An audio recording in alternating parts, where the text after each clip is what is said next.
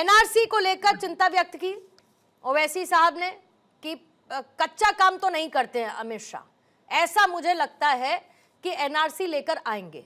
अब उन्होंने तो शिगुफा छेड़ दिया, तो इस शिगुफे के छेड़े जाने के बाद आपको क्या लग रहा है? हाँ पूर्णिमा जी, मेरी आवाज आ रही है अभी? आ रही है सर। हाँ पूर्णिमा जी, देखिए अभी जो जानकारी मिली है, अभी ये जानकारी मिली है कि अभी देश भर में एनआरसी लागू नहीं हो रही है। अभी जो जानकारी हम लोगों को सूत्रों से पता चली है, जिस तरीके से सूत्र आपको बताते हैं उसी तरीके से सूत्रों के हवाले से हम लोगों को भी पता चला। लेकिन जब यहाँ एनआरसी की बात आ रही है तो उससे पहले एसआईआर हुआ था। एसआईआर में हम सभी ने अपने डॉक्यूमेंट्स दिखाए, सारे जो जो डॉक्यूमेंट्स मांगे वो सारे हमने दिखाए पूरे उसमें। लेकिन फिर भी अगर वहां वोट में नाम उनका कटता है, चाहे आप पश्चिम बंगाल को ले लीजिए, चाहे बिहार को ले लीजिए, जब 27 लाख अगर नाम दोबारा से रिपीट करिए, डॉक्यूमेंट सब दिखाने के बाद भी एसआईआर से नाम कट गया, ये कह रहे हैं आप? नहीं, मैंने नहीं, अभी आपने कहा, मैंने दोहराया है उसे कि हमसे मांगे गए डॉक्यूमेंट्स, हमने सब डॉक्यूमेंट्स दिए और फिर भी उसके बाद एसआईआर की प्रक्रिया में नाम कट गया, नाम नहीं था, यही कहा ना आपने हाजी नाजिम खान साहब? हाँ पूर्णिमा जी, देखिए मैं यही बात कहना चाहता हूँ कि जब एसआईआर चल रहा था, जहां 12 राज्यों में एसआईआर हुआ, तो हम सबने बढ़ चढ़ के हिस्सा लिया। सारे डॉक्यूमेंट से पॉइंट टू पॉइंट वो डॉक्यूमेंट्स उसमें दिखाते गए, चेक कराते गए, वेरीफाई कराते गए। लेकिन कुछ नाम ऐसे भी हैं जो एसआईआर में डॉक्यूमेंट्स देने के बाद उनके नाम नहीं आए, फिर बाद में पता चला कि वहां पर सर्वर डाउन था, सर्वर डाउन होने की वजह से वहां नाम ऐड नहीं हो पाए। तो इस तरीके का भी कुछ सामने समस्याएं आई हैं। लेकिन पूर्णिमा जी, ये एनआरसी वाला जो मामला नाम बताइएगा इसका जल्दी से हाजी नाजिम खान साहब, एक नाम के साथ उदाहरण दे दीजिए बस मुझे। ऐसे केसेस आए आपके हिसाब से तो बस जेनरिक नहीं जाते, एक नाम बता दीजिए, फिर मैं हेडलाइंस की तरफ जाके फिर बाकी के रिएक्शंस लूंगी सबसे। हाँ देखिए, एक नाम बताइए।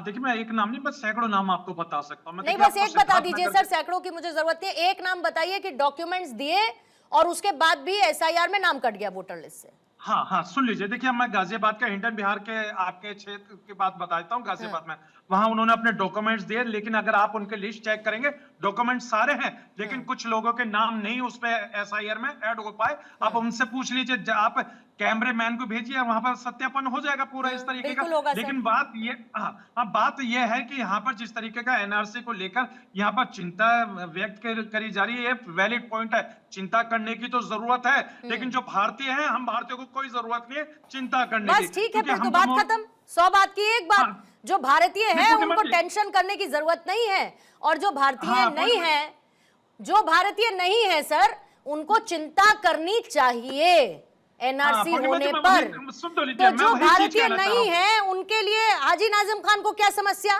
नहीं होगी फिर तो? हाँ सुन तो लीजिए, मैं वही चीज तो कहना चाह रहा हूँ कि जो हम देखिए, हम सब भारतीय, हम लोगों को कोई बहुत बढ़िया बात कही सर आपने। तो ओवैसी साहब का बयान और 2019 में अमित शाह की तरफ से संसद में एनआरसी को लेकर बात कही गई थी, उसके बाद ऐसा अभी तक कुछ भी नहीं आया कि देशव्यापी एनआरसी सरकार लागू करने जा रही है। एक तो मैं आपका ऑफिशियल स्टैंड सरकार का क्या है इसे लेकर फिलहाल वो समझना चाहती हूँ, और दूसरा ओवैसी साहब को क्यों लगा कि अमित शाह कच्चा काम नहीं करते, इसमें तो चलिए ठीक है, लेकिन एनआरसी लागू करने वाले ये कहां से आया?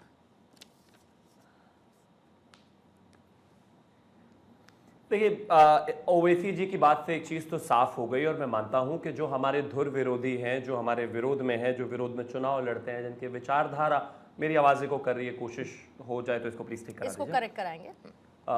जो जितने भी हमारे मतलब जो भी हमारे विरोधी हैं, वो भी इस बात को मानते हैं कि आदरणीय गृह मंत्री जी कच्चा काम नहीं करते। ये हमारे लिए खुशी की बात है, अच्छी बात है।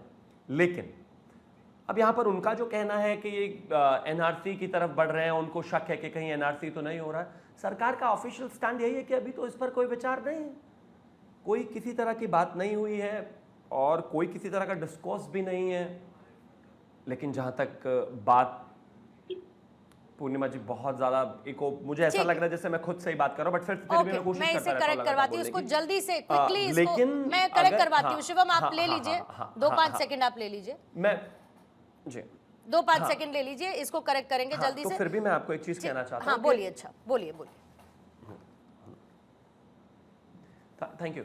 तो मैं सिर्फ यही कहना चाहता हूं कि जहां तक बात खासतौर पर एसआईआर की है, वो एसआईआर तक ही सीमित है सभी राज्यों में।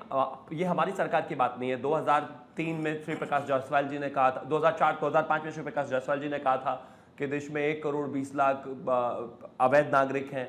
उसके बाद अलग अलग राज्यों में रिपोर्ट्स आई। अभी पिछले दिनों में एनआईए की कुछ चार्जशीट पढ़ रहा था, जिसमें अगर मैं बात करूं तो ज्यादातर क्राइम्स में अप्रॉक्सीमेटली 12, 13, 14, 15% तक के जो क्राइम्स थे वो उन लोगों ने किए हुए थे। वो ज्यादातर या तो अवैध बांग्लादेशी यहां पर आए हुए थे, उन्होंने अपने फर्जी आधार कार्ड बनाकर ये तमाम सारी चीजें करी। इसके अलावा और भी काफी सारी ऐसे जो चीजें हैं वो मिली।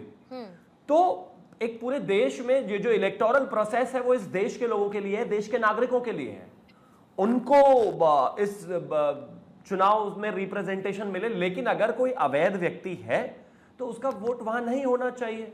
और उसी संबंध में जो डेमोग्राफी को लेकर जो कमेटी बनी है पूर्व चीफ जस्टिस के, उसमें वो सिर्फ इसलिए कि डेमोग्राफी एक चैलेंज है और जिस अविस्मरणीय तरीके से कई जगहों पर वो बढ़ी है हम उसको डिनाई नहीं कर सकते। जम्मू कश्मीर में क्या हाल हुआ ये देश जानता है। वहां पर जब डेमोग्राफी में एक इनइक्वालिटी हुई, जो सारी चीजें बदली, उसके बाद स्थितियां खराब हो गई। खास तौर पर अगर हम और बात करें तो नॉर्थ ईस्ट में जिस तरीके से चीजें हुई और भी तमाम जगहों पर ऐसा रहा, तो मैं मानता हूं कि उसको थॉरली स्टडी करने की आवश्यकता है और उसके कारण क्या क्या है उन जान को उनको रेक्टिफाई करके उनको बेहतर करने की जरूरत है। मेरी प्लीज आवाज एक बार ठीक करा दीजिएगा, मैं बिल्कुल बोल नहीं पा रहा हूं। ठीक है, इसको प्लीज करेक्ट करेंगे फौरन। मैं काउंटर आपसे लेना चाहती थी शिवम, लेकिन पहले इसको मैं करेक्ट कर लेती हूँ। तब तक गामा साहब जल्दी से आपकी प्रतिक्रिया ले लेती हूँ, फिर वही हवा हवाई बात। आप थोड़ा ठोस बात करिएगा। हवा हवाई बात ना हम बात करते, हवा हवाई ना हमारी पार्टी करती, ना हमारे पार्टी के राष्ट्रीय अध्यक्ष करते। हवा हवाई बात हमारे कांग्रेस के साथी समाजवादी पार्टी, जिनका जमीन पे कुछ नजर नहीं रहा, बस हमें बी टीम कह करके अपना ढोल बजाने का प्रयास ये कर रहे हैं। मैं ये कहना चाहता हूं कि जब आपको पहलगांव कांड हुआ था, याद होगा आपका, पुलवामा जंग हुआ, जंग होने के बाद जब हमारे नेता मुस्लिम कंट्री में जाते हैं तो क्या कहते हैं वो, कि हमारे हिंदुस्तान के मुसलमानों को तकलीफें होती है? क्या वो कहते हैं कि मुसलमान हिंदुस्तान के मुसलमानों को उनके धर्म में पूजा पत्ती से रोका जाता? नहीं, सीना ठोक करके उन्होंने कहा था कि हमारे हिंदुस्तान का संविधान में बराबर का अधिकार देता है, हम स्थिति अपने कल्चर को अपने अपने तरीके से मनाते हैं। तो उन्होंने विदेश में जाकर के अपने देश का सीना ऊंचा करने का काम किया, लेकिन राहुल गांधी जब भी विदेश गए, तो पर इसको इसमें किसी को कोई शक शुबा नहीं है, इसमें किसी को कोई शक शुबा नहीं है। हाँ। और समाजवादी पार्टी जो बार बार कह रही घंटा घंटे का तो काम नहीं रह गया इनका। तो कभी बहन मायावती की घंटी खोल लेना है, कभी उसका घंटा खोल देना है, घंटा घंटी खोलते रहे। ठीक है, लेकिन 2027 में मुख्यमंत्री बनने का सपना छोड़ दे, बात खत्म। ठीक है, शिवम कनेक्टेड है तो मुझे बताइएगा। ठीक है शिवम, एक काउंटर क्वेश्चन मैं आपसे लेना चाहती थी क्योंकि बहुत सारी डिबेट मिस्ड आउट हो गई। एक बात और निकलकर सामने आई और वो बात ये थी कि भाई है तो ओवैसी साहब बीजेपी की बी टीम ही AIMIM, तो बैकडोर कह दिया कि थोड़ा ध्यान डाइवर्ट करो, एक अलग से मुद्दा उछालो, क्योंकि अभी सरकार बहुत सारे मुद्दों में उलझी है, तो एक नई बात कह दो ताकि सारा का सारा ध्यान चला जाए उस बात की तरफ।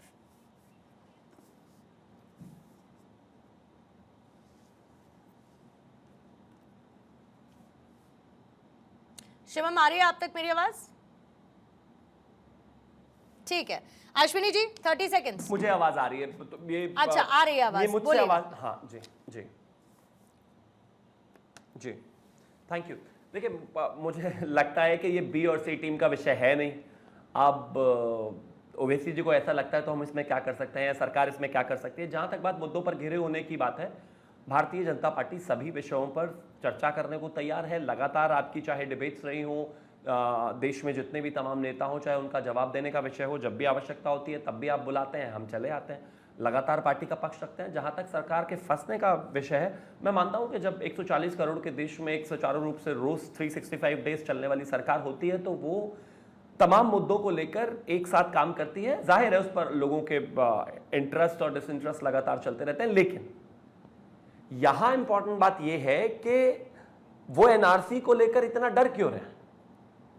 भाई मैं मानता हूं कि अभी ऐसा कोई विचार नहीं है, लेकिन दुनिया में तमाम जगह अगर हम बात करें तो सबके पास अपना 2019 में कहा गया था, तो फिर इंतजार किस बात का एनआरसी के लिए? मैं मानता हूं कि सरकार की अपनी योजना होती है और वो उसका विशेषाधिकार है कि किस चीज़ को किस तरीके से और कहां और कब और कैसे अप्लाई करना है। तो जैसे आपके पास आपका अधिकार है कि आप किस तरीके से चीज़ों को, शो को किस तरीके से आगे लेकर जाएंगी, कौन सा सवाल शिवम त्यागी से कब पूछना है ताकि वो फंस जाए या बाकी और पैनलिस्ट, उसी तरीके से सरकार का भी अपना एक विशेषाधिकार है। मैं मानता हूं कि समय के साथ चीज़ें ज़्यादा अनफोल्ड हो तो बेहतर होता है, लेकिन हाँ, ऐसा कोई विचार अभी है नहीं। और एसआईआर को सिर्फ एसआईआर तक रहने दे, बेहतर है। जहां तक बात डेमोग्राफी को लेकर है, वो एक इस देश की सच्चाई है और जहां पर भी इस तरह की स्थितियां बनी वो देश के लिए बेहद खतरनाक साबित हुई।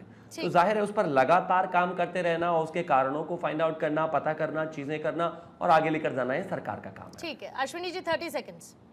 पूर्णिमा जी, पहली बात तो शिवम त्यागी जी जब बोल रहे थे इनकी आवाज इको कर रहे हो, खुद से बात कर रहे हैं। एक्चुअली मेरे देश में पिछले 12 साल से यही हो रहा है कि आप सिर्फ और सिर्फ खुद से ही बात कर रहे हो, जनता की बात समझ नहीं रहे हो, जनता की भावना समझ नहीं रहे हो। रही बात, आप बार बार डेमोग्राफिक चेंज की बात करते हैं, डेमोग्राफिक चेंज के साथ अकाउंटेबिलिटी किसकी है? आपने कश्मीर का मुद्दा उठाया, कश्मीर में डेमोग्राफी चेंज हुई। जब कश्मीर में डेमोग्राफी चेंज हो रही तो बीपी सिंह की सरकार थी और आप उनके साथ सरकार में बैठे हुए थे। सबसे ज्यादा डेमोग्राफी चेंज हुई है आसाम में पिछले 10 सालों में। हिमाचल में क्या हुआ है अश्विनी जी? जी, हिमाचल में क्या हुआ है? हिमाचल में किसकी सरकार है? हिमाचल में कोई डेमोग्राफी चेंज नहीं हुई। कोई डेमोग्राफी चेंज नहीं हुई हिमाचल में? बिल्कुल डेमोग्राफी चेंज हुई है। इनफैक्ट इनकी राजनीतिक रोटियां वहां गलती ही नहीं है जहां ये हिंदू मुसलमान का विषय ना कर सकें। यही कारण है कि हिमाचल में कुछ नहीं कर पाते ये। तो इनका पूरा नैरेटिव बैठता है हिंदू मुस्लिम। आपके हिसाब से हिमाचल में कोई डेमोग्राफी नहीं चेंज हुई है ना? ठीक है सर। एआईएमआईएम को बी टीम नहीं बोला है, सी टीम बोला है। ठीक है सर। तो बी कौन है आप?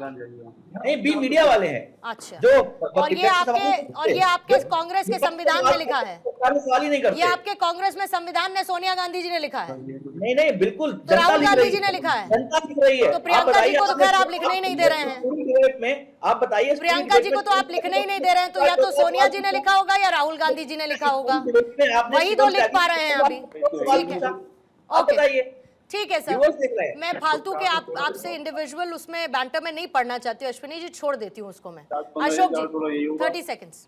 जी देखिए पूर्णिमा जी, अभी यहाँ पे बात खुल के आई कि अमित शाह जी कोई कच्चा काम नहीं करते। अमित शाह देश गृह मंत्री हैं और एक तरफ से सरकार ही जो बोलते हैं सरकार बोलती है। तो मैं ये कह रहा हूँ कि आप कितना पक्का काम कर लो, लेकिन कुछ वक्त की ऐसी लाठी होती है ना कि वो काम कच्चा हो ही जाता है। अब एग्जाम्पल ले लीजिए, अयोध्या राम मंदिर में लूट, कितना पक्का काम किया था भाजपा और बीएसपी और बजरंग दल और आरएसएस के लोगों ने, लेकिन अल्टीमेटली भगवान राम की लाठी चली और चोरों के चेहरे पर से नकाब उतरा।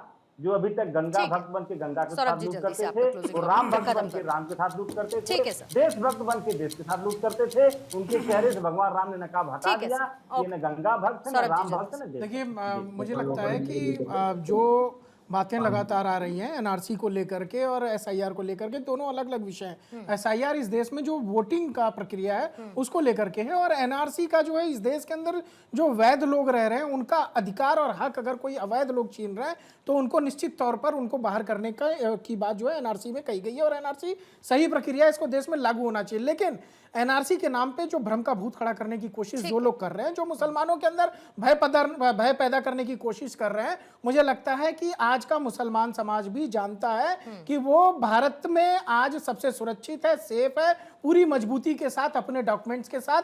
अगर भारतीय मुसलमान है तो उसकी नागरिकता न छीनी जाएगी, ना उसके कोई अधिकार छीने जाएंगे। जिस प्रकार से सीए में भ्रमित किया गया था, वो दोबारा जो है वो भ्रमित करने का प्रयास चुनाव आ रहे हैं, अशोक यादव जी हो, समाजवादी पार्टी, अन्य लोगों करने का प्रयास कर रहे हैं। लेकिन जनता बहुत समझदार है, मुसलमान बहुत समझदार है, वो इससे जो है बहकावे में आने वाला नहीं है।